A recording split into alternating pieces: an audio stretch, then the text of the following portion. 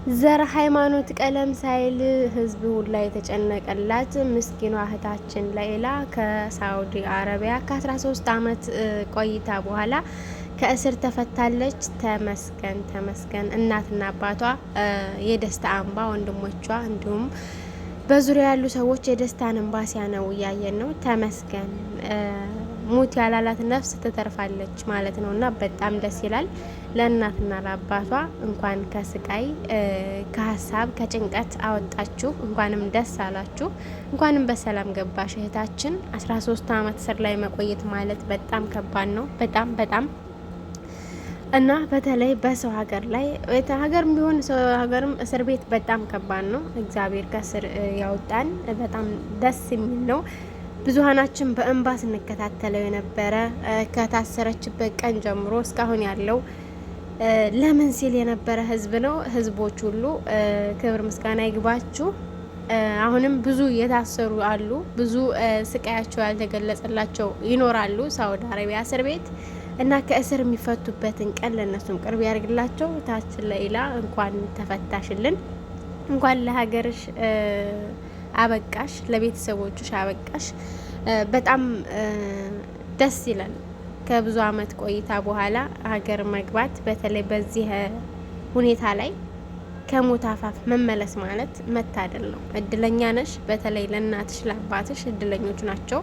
እንኳንም በአይናቸው አዩሽ። በጣም ደስ ብሎናል።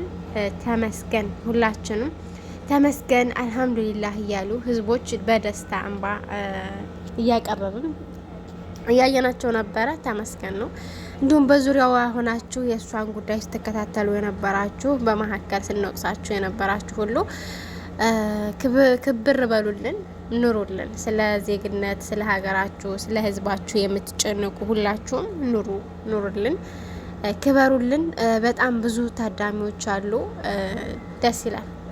አንድ ሰው ለሀገሩ ስደተኛ ሲቆረቆር በጣም ደስ ይላል። እዚህ ጋር የሀገሯን አፈር ስትረግጥ እንዲሁም ደግሞ ከቤተሰቦቿ ስትደባለቅ ያለው ደስታ፣ የደስታ እንባ በጣም እንኳን በችግር ላይ ሆነንና ስንት ቆይተን ቤተሰብ ስንቀላቀል የምናለቅሰው እንባ ከባድ ነው እና በጣም ደስ ይላል። እህታችን ለይላ እንኳን ለሀገርሽ አበቃሽ እያልን እንዲሁም ደግሞ ስደተኞች አንድ ምክር በራሴ የምመክረው ነገር በቃ ትዕግስትን ይስጠን ፈጣሪ፣ ትዕግስት ይስጠን።